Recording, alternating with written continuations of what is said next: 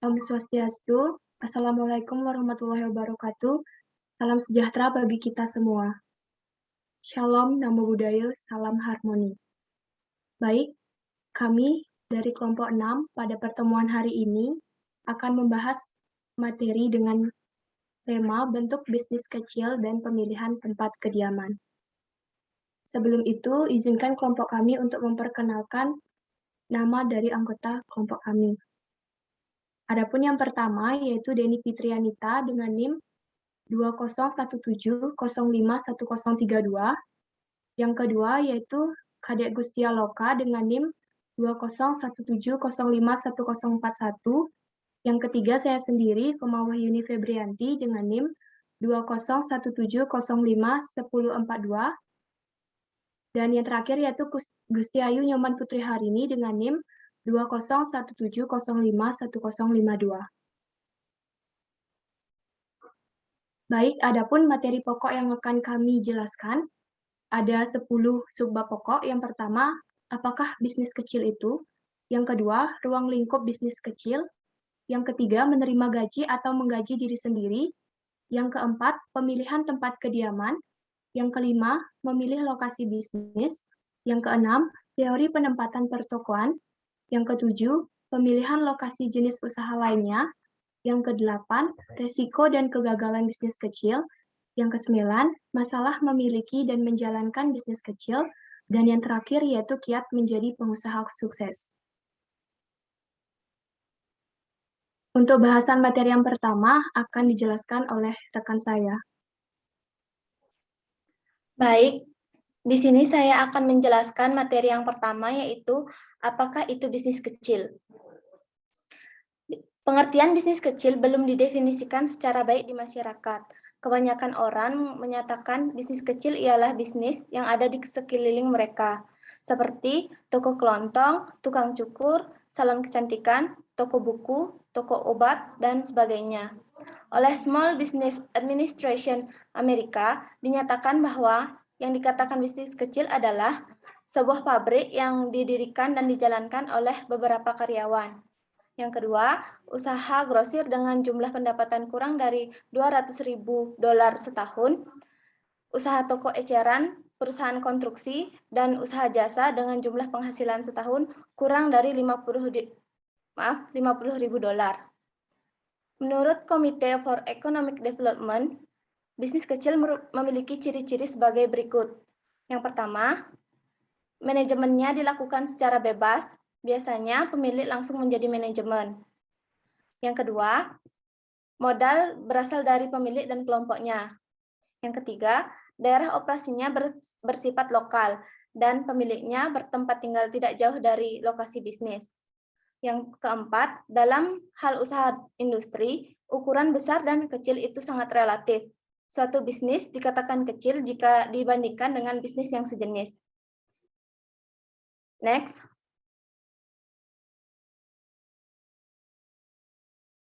Karena banyaknya pendapat yang berbeda mengenai definisi dari bisnis kecil ini, Ebert dan Griffin memberikan definisi bisnis kecil sebagai berikut. Small business is one that is independently owned and managed and does not dominate its market. A small business then cannot be part of another business. Operators must be their own bosses, free to run their businesses as they please. Pernyataan tersebut dapat diartikan secara bebas bahwa bisnis kecil adalah suatu usaha yang dimiliki dan dikelola secara bebas, dan bisnis kecil ini tidak mendominasi pasar. Bisnis kecil ini bukan merupakan bagian atau cabang dari perusahaan lain. Yang menjalankan bisnis adalah pemilik sendiri, bekerja bebas sesuai dengan kesanggupannya. Next. Adapun motif dalam membuka usaha bisnis kecil ini. Jika orang yang bekerja sebagai karyawan dalam sebuah perusahaan besar memiliki tujuan untuk mencari rasa aman, ada tempat kerja yang meyakinkan, ada kekuasaan, prestis, gaji tetap dan tinggi, serta berbagai benefit lain yang didapat dengan bekerja pada perusahaan besar, lain halnya dengan orang yang ingin membuka usaha kecil yang memiliki tujuan seperti kebebasan dalam berprestasi. Pemilik bisnis kecil dapat bebas berkreasi dalam berbisnis. Yang kedua, memperoleh pendapatan income. Berbisnis kecil ini dapat sebagai pekerjaan sampingan yang dapat menambah pendapatan seseorang. Yang ketiga, membantu keluarga dalam berbagai hal. Dengan membuka bisnis kecil, pemilik bisa membantu keuangan keluarga dengan mengajak keluarga ikut dalam berbisnis.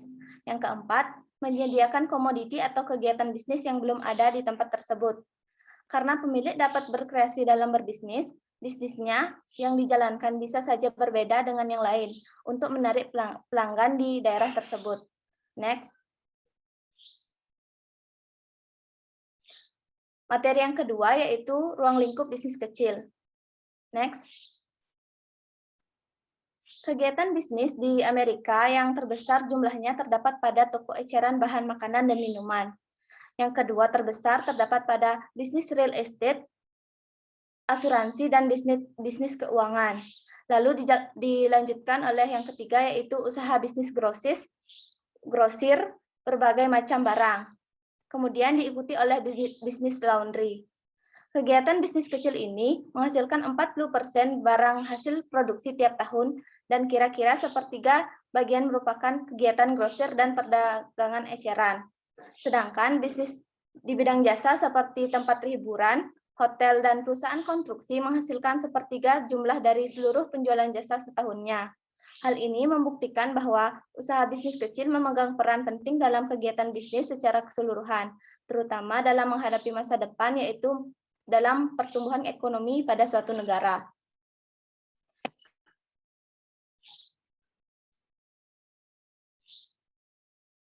Materi selanjutnya yaitu menerima gaji atau menggaji diri sendiri. Next. Data statistik menunjukkan bahwa banyak orang menerima gaji daripada menggaji diri sendiri. Dan sebagian besar orang lebih suka menggaji diri sendiri karena memiliki banyak keuntungan. Berikut keuntungan dari menggaji diri sendiri, yaitu yang pertama, pengusaha mempunyai kebebasan luas dan merasa aman menjalankan usahanya sendiri. Ini merupakan keuntungan psikologis bagi mereka karena tidak ada tekanan. Yang kedua, pengusaha bebas mencoba membuat eksperimen ide-ide yang dianggap baik. Tidak seperti bisnis besar yang banyak birokrasinya, di mana para karyawan tidak mungkin melakukan eksperimen. Yang ketiga, pemilik bisnis kecil menikmati keuntungan sendiri. Walaupun banyak bisnis kecil yang mengalami kegagalan, namun ini tidak mematahkan semangat anak muda untuk terus berkreasi dalam menciptakan dan mengusahakan bisnis kecil. Yang keempat, pengusaha bisnis kecil lebih mudah mendapatkan penghargaan masyarakat dibanding mereka yang bekerja pada sebuah perusahaan. Namun, ada juga kelemahan dari pengusaha bisnis kecil, yaitu yang pertama, pendapatan pengusaha bisnis kecil tidak menentu atau tidak tetap jika dibandingkan dengan menerima gaji tetap dari perusahaan besar. Yang kedua, risiko pengusaha lebih besar jika dibandingkan dengan seorang yang bekerja di perusahaan. Karena jika terjadi kekeliruan dalam perubahan kondisi ekonomi akan berpengaruh pada pendapatan pemilik. Yang ketiga, dalam keadaan sulit, seperti akan terjadi kebangkrutan, saat menggaji karyawan dirasa merupakan beban yang berat, tetapi keadaan ini tidak akan terasa setelah perusahaan lancar kembali. Yang keempat yaitu gerak pengusaha dibatasi oleh berbagai peraturan pemerintah di daerahnya. Peraturan ini mungkin dianggap sebagai penghambat, terutama untuk pengusaha baru yang memulai usaha. Next.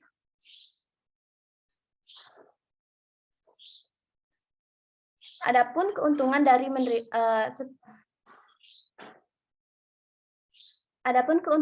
menerima gaji tetap dari bisnis lain, yaitu yang pertama, tidak memiliki resiko dan ada jaminan bahwa tiap bulannya menerima sejumlah uang atau gaji. Yang kedua, waktu kerja lebih teratur dan pendek dibandingkan dengan pemilik usaha bisnis kecil. Yang ketiga, pada awal mula menerima gaji, mungkin jumlah uang yang diterima lebih besar dari gaji yang diterima oleh pengusaha bisnis kecil yang baru menjalankan bisnis sendiri. Yang keempat, penerimaan gaji tetap atau konstan, memiliki jaminan akan menerima uang lembur di luar jam kerja, uang libur, uang cuti, pengobatan, serta uang pesangon jika diberhentikan dari pekerjaan. Namun, ada juga kelemahan dari menerima gaji tetap, yaitu seperti yang pertama, gaji yang diterima sangat dipengaruhi oleh keadaan moneter. Bila keadaan ekonomi merosot, maka gaji yang diterima juga berkurang nilainya. Yang kedua, penerimaan gaji tetap terkadang harus bersedia saat dipindahkan ke daerah lain. Perpindahan tempat kerja ini akan mengganggu kehidupan keluarga dan anak-anaknya. Yang ketiga, penerimaan gaji tetap yang sudah berada pada posisi bidang eksekutif penting akan mempunyai tanggung jawab yang lebih besar dan seringkali bekerja lebih berat daripada pengusaha bisnis kecil. Yang keempat, jumlah gaji yang diterima selalu terbatas dalam jumlah tertentu dibandingkan dengan pengusaha yang memiliki keuntungan yang diterima tak terbatas setelah bisnisnya berjalan dengan lancar. Dari keuntungan dan kelemahan yang telah disajikan, dapat disimpulkan bahwa jika ingin memilih apakah menerima gaji tetap atau menggaji diri sendiri, maka perlu dikaji keuntungan dan kelemahan seperti yang telah dijelaskan. Namun, tidak ada jaminan dalam pilihan yang sukses, aman, dan memuaskan, karena masing-masing pilihan akan dipengaruhi oleh ketekunan dan kemampuan kita dalam mengembangkan karir tersebut. Next. Baik, untuk materi selanjutnya akan dijelaskan oleh teman saya. Untuk waktu, dipersilahkan.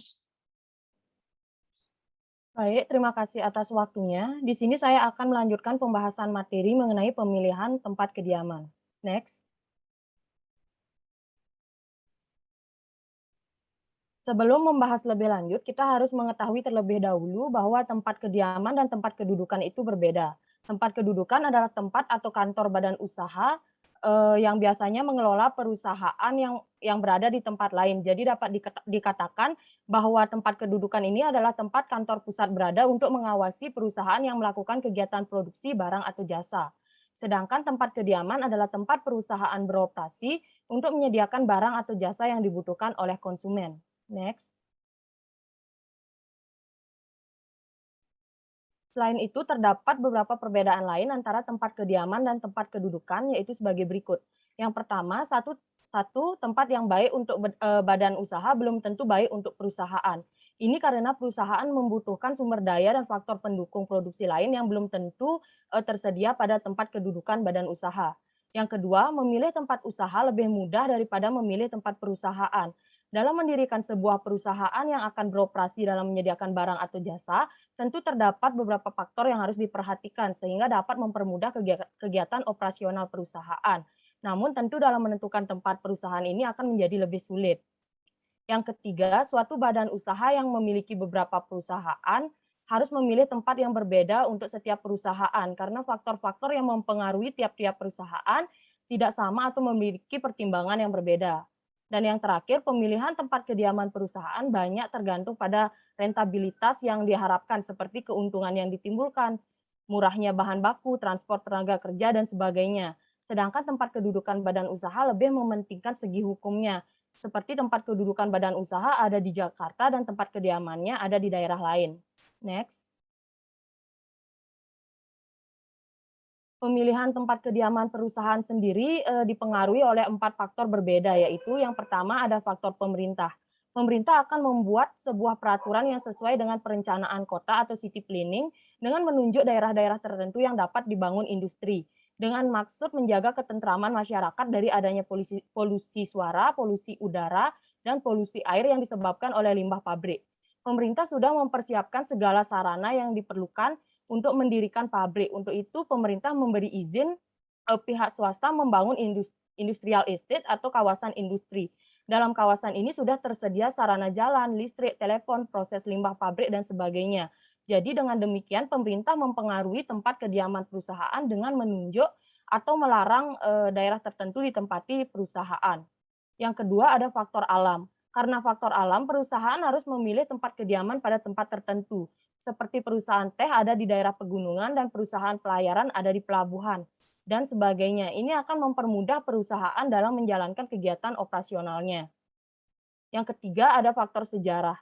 Faktor sejarah menyebabkan sebuah perusahaan bertempat kediaman pada suatu tempat dan berkembang hingga saat ini. Seperti perusahaan batik di Jawa Tengah sudah ada sejak dahulu. Mulanya mungkin berasal dari seni lukis wayang, sampai kepada pembatikan dan berkembang secara terus-menerus. Contoh lain adalah kerajinan besi di Cibatu, Sukabumi, dan perajin sepatu di Cibaduyut yang sudah ada cukup lama dan cukup populer. Dan yang terakhir ada faktor ekonomis. Faktor ekonomis banyak mempengaruhi pemikiran untuk memilih tempat kediaman, karena pada faktor ini terdapat pertimbangan faktor yang mempengaruhi rentabilitas perusahaan seperti ongkos angkut, upah buruh, pemasaran, dan sebagainya. Next.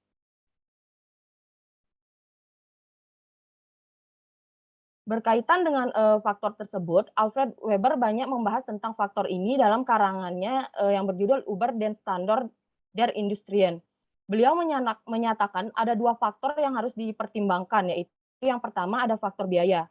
Apabila hanya digunakan untuk mempertimbangkan biaya angkut, baik biaya angkut bahan baku maupun biaya angkut hasil jadi, maka perusahaan akan bertempat kediaman pada satu titik di garis lurus yang menghubungkan sumber bahan baku dan tempat konsumen yang dilambangkan dengan huruf B dan K tersebut. Untuk menetapkan titik mana yang dipilih, maka harus dilihat corak proses produksi dengan kemungkinan-kemungkinan sebagai berikut.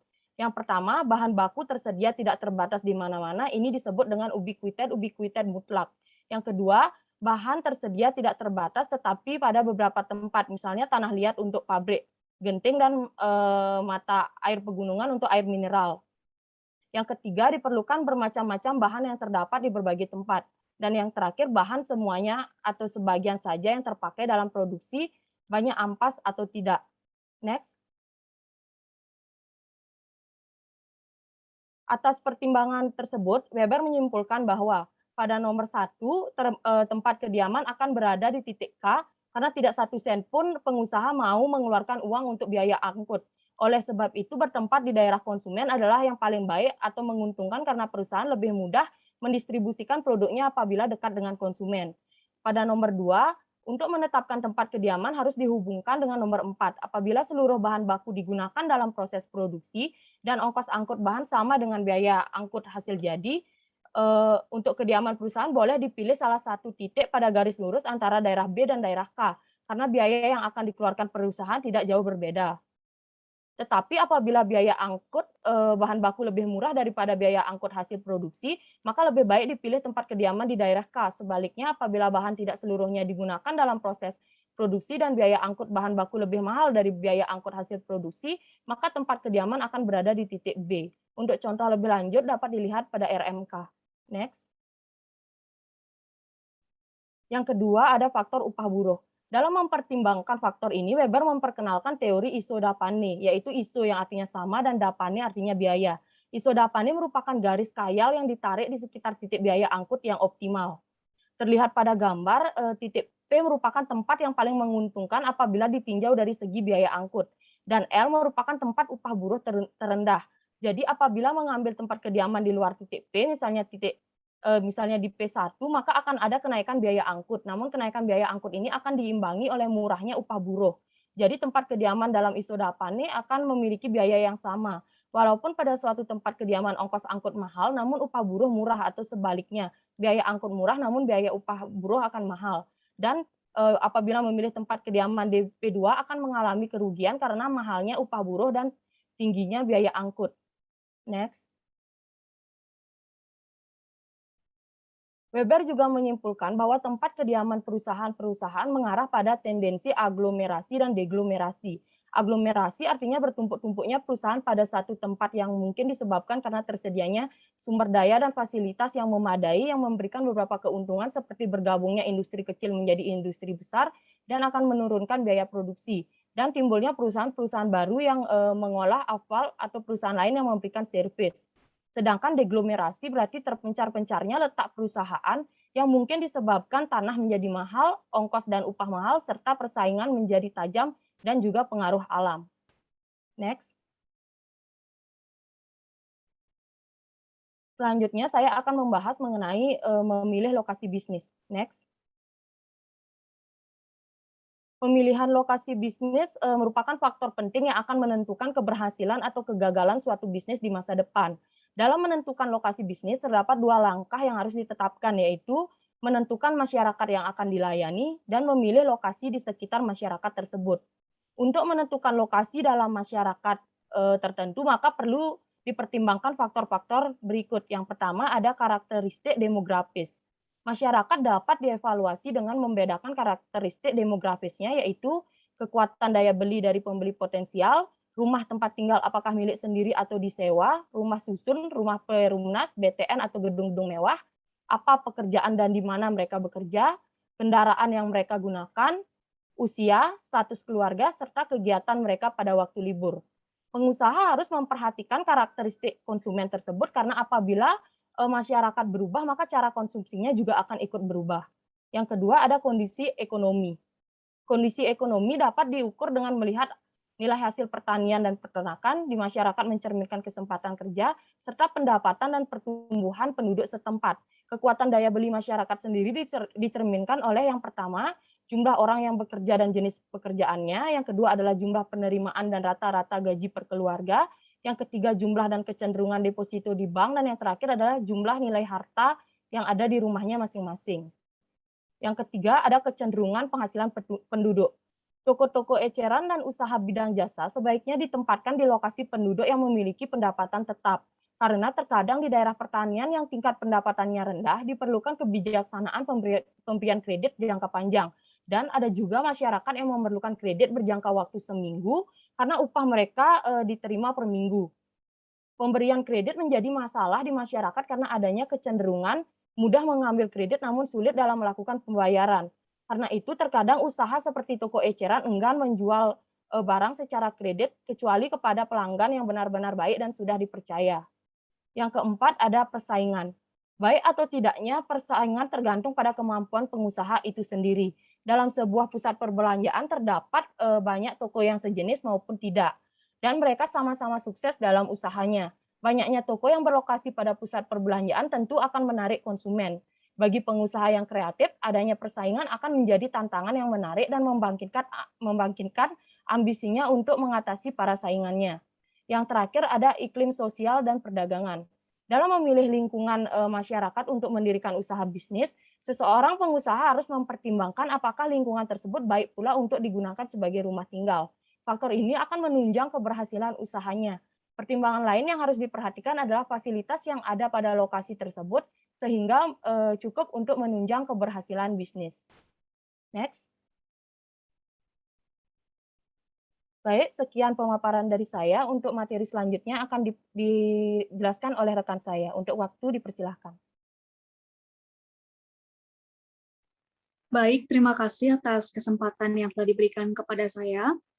Saya akan melanjutkan materi yang pertama, yaitu teori menetapkan lokasi pertokoan. Adapun langkah-langkah yang dapat dilakukan untuk memulai sebuah bisnis, yaitu yang pertama adalah menentukan komoditi apa yang akan dibisniskan.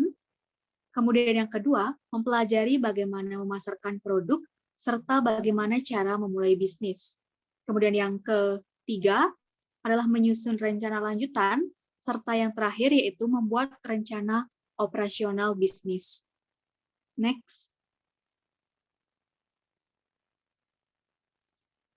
Kemudian yaitu ada materi mengenai operasional bisnis. Apakah operasional bisnis tersebut? Operasional bisnis adalah serangkaian kegiatan mencari input, melakukan proses, dan mengelola output. Input terdiri atas material, uang, modal, informasi, mesin, serta perlengkapan lainnya. Sedangkan proses merupakan kegiatan yang dilakukan untuk mengelola input menjadi produk yang sesuai dengan keinginan ataupun kebutuhan konsumen. Sedangkan output merupakan barang atau jasa yang dibutuhkan atau diinginkan oleh konsumen. Next. Materi selanjutnya yaitu mengenai pemilihan lokasi untuk bisnis kecil. Lokasi bisnis merupakan faktor yang mempengaruhi sukses atau tidaknya sebuah bisnis karena kemajuan suatu bisnis dalam hal ini bergantung pada kunjungan konsumen.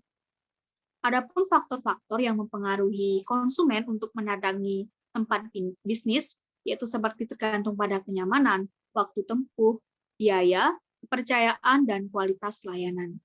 Next.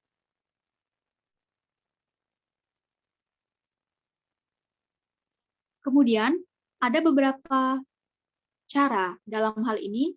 Pemilihan lokasi bisnis kecil itu tergantung pada tipe toko yang menjual barang atau tipe lokasinya. Tipe toko dibagi atas 3 bentuk, yaitu yang pertama ada toko convention goods.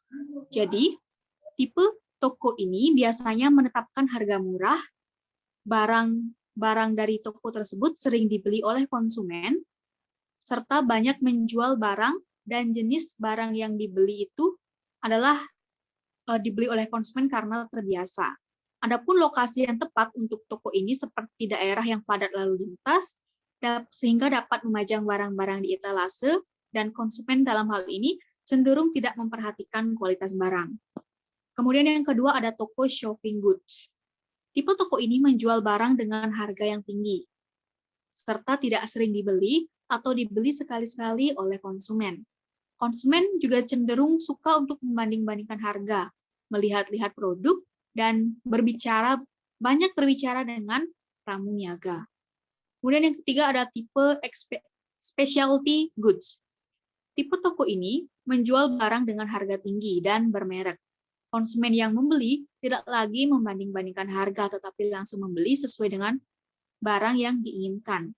Lokasinya itu tidak begitu penting, karena konsumen dapat menjangkau menggunakan kendaraan pribadi.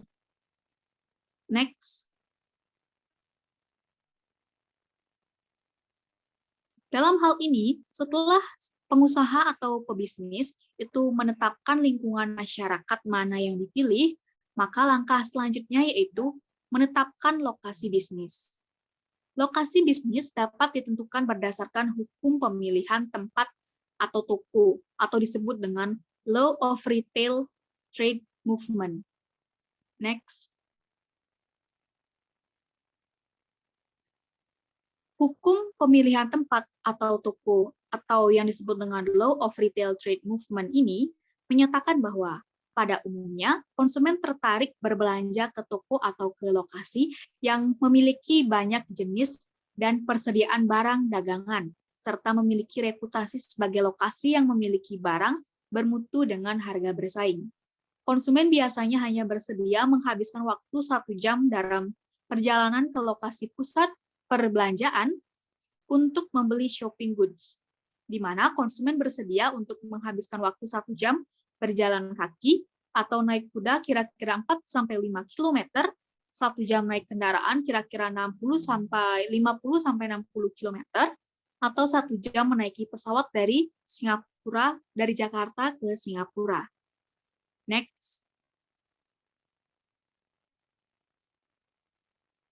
Hukum tersebut dapat digambarkan melalui slide berikut ini. Jadi, daya tarik antara dua kota yang berdekatan akan ditentukan oleh ramainya pusat perbelanjaan di kota tersebut.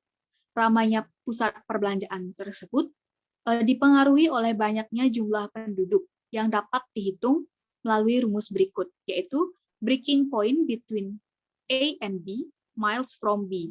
Jadi, jarak antara kota A dan B itu dibagi dengan 1, akar populasi di kota A dibagi populasi di kota B.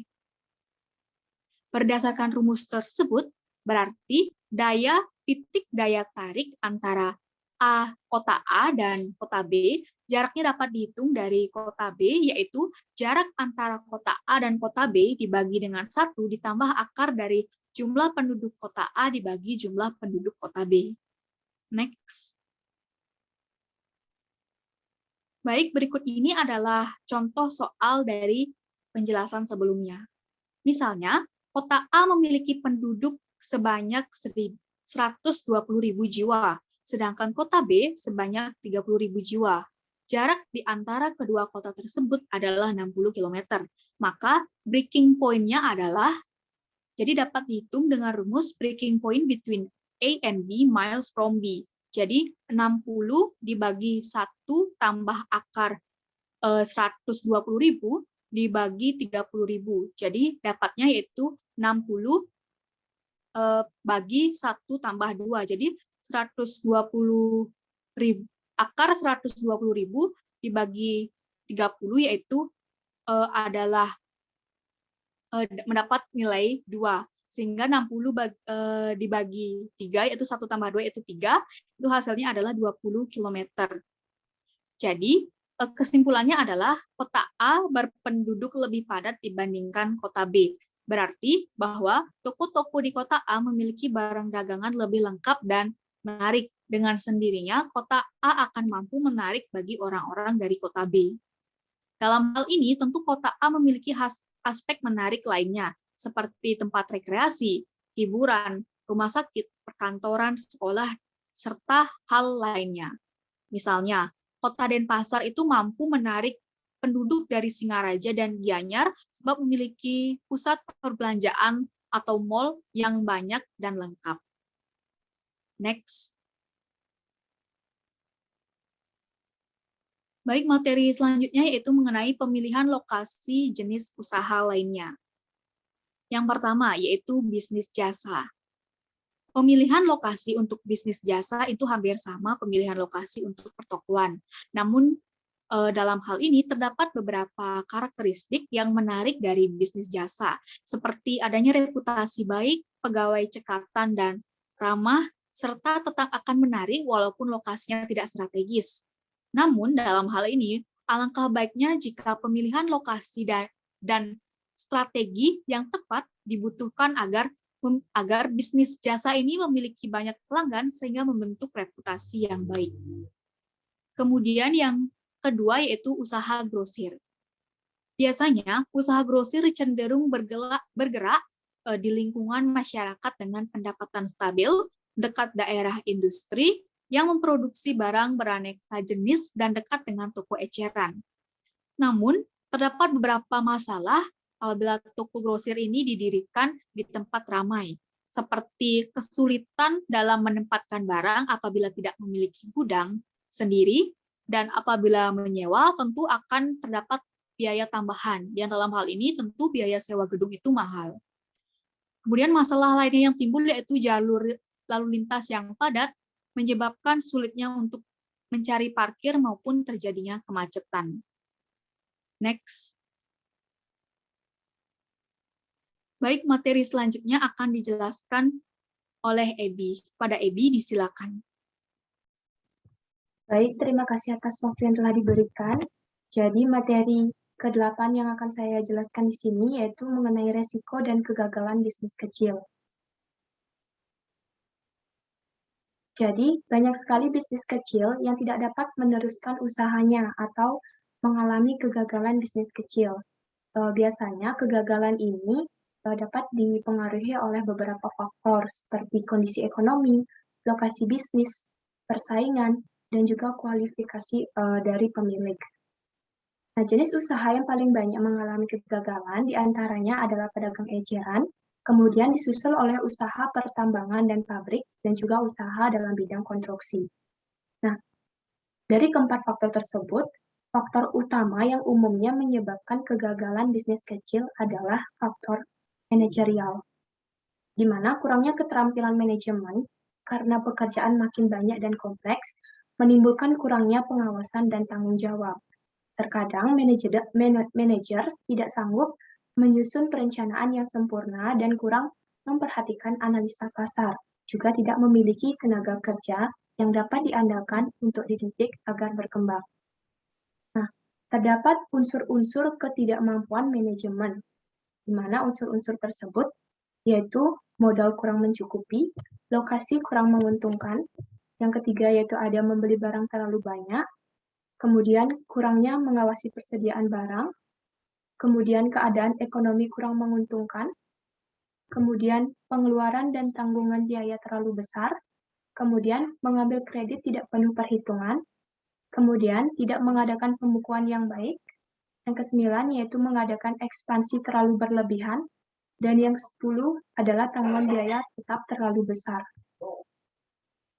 Nah, terdapat pandangan lain yang menyatakan sebab-sebab kegagalan pada umumnya. Di antaranya yang pertama, tidak mampu mengelola bisnis, di mana mungkin manajemen tidak mampu mengambil keputusan segera dan tidak mengetahui hakikat bisnis yang digelutinya.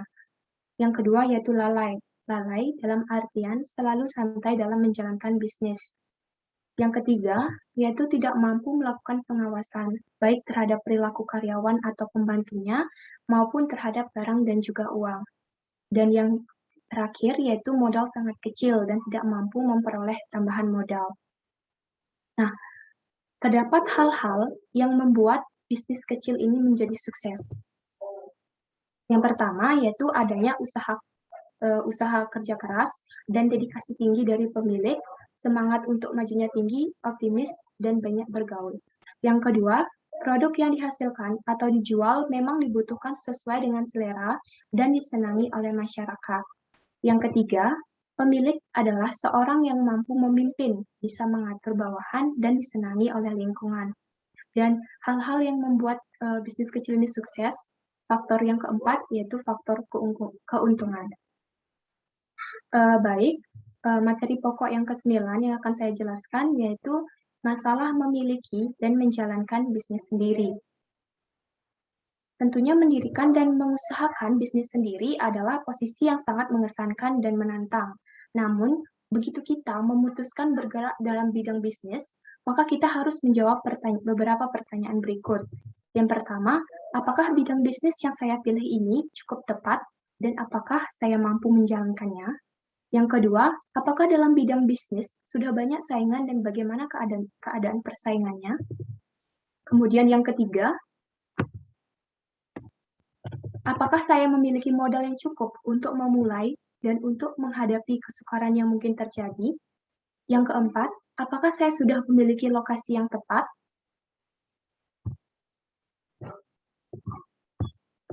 Baik, yang kelima, apakah karyawan yang saya pilih sudah tepat? Dan yang keenam, manakah yang lebih baik, membeli bisnis yang sudah jelas atau mendirikan bisnis baru? Nah, pertanyaan-pertanyaan ini sebagai bentuk reevaluasi dari bisnis yang akan didirikan. Kemudian, materi pokok yang ke-10, yaitu mengenai kiat menjadi pengusaha sukses, menurut Jeffrey A. Timmons, yang menyatakan bahwa pengusaha yang sukses memiliki karakteristik umum sebagai berikut. Yang pertama, memiliki semangat daya juang yang tinggi. Yang kedua, keyakinan diri mampu memperhitungkan dan menanggung resiko. Yang ketiga, mempunyai sasaran tujuan yang tinggi, tetapi realistis dan dapat dicapai. Yang keempat, keyakinan bahwa ia mampu mengendalikan nasib baiknya sendiri. Yang kelima, kemampuan untuk mau mempelajari, mengkaji kesalahan-kesalahan yang telah dilakukannya. Yang keenam, memiliki pandangan ke depan mengenai masa depan usahanya. Dan yang terakhir, dorongan selalu ingin bersaing secara tetap. Nah, jika usaha mengalami kemajuan ataupun kelesuan, kita tidak boleh lengah, tetapi harus mengadakan reevaluasi mengenai beberapa hal berikut. Yang pertama, yaitu meninjau kembali produk apa yang sudah dihasilkan, apakah telah memenuhi keinginan konsumen ataupun belum. Yang kedua, yaitu meneliti organisasi. Lihat bagaimana kinerja organisasi dan juga lihat span of control, adakah yang luput dari pengawasan. Yang ketiga, yaitu sistem kerja. Apakah sudah cukup efisien dan apakah sudah menempatkan orang pada tempatnya. Dalam artian, apakah sudah menempatkan staf atau karyawan di bawahnya sesuai dengan bidang yang ditekuninya. Dan yang keempat, yaitu meneliti pribadi kita sendiri. Lihat penampilan kita, hubungan, komunikasi dengan lingkungan, apakah masih dapat ditingkatkan atau tidak. Baik, jadi sekian materi yang dapat kami paparkan. Kami mohon maaf apabila terdapat kalimat atau kata-kata yang tidak berkenan di hati teman-teman. Jika ada pertanyaan, teman-teman bisa mengajukan pertanyaan tersebut pada sesi diskusi selanjutnya. Akhir kata, saya ucapkan terima kasih dan saya tutup dengan Parama Santi. Om Santi, Santi, Santi, Om. Wassalamualaikum warahmatullahi wabarakatuh. Shalom, Namo Buddhaya, salam harmoni.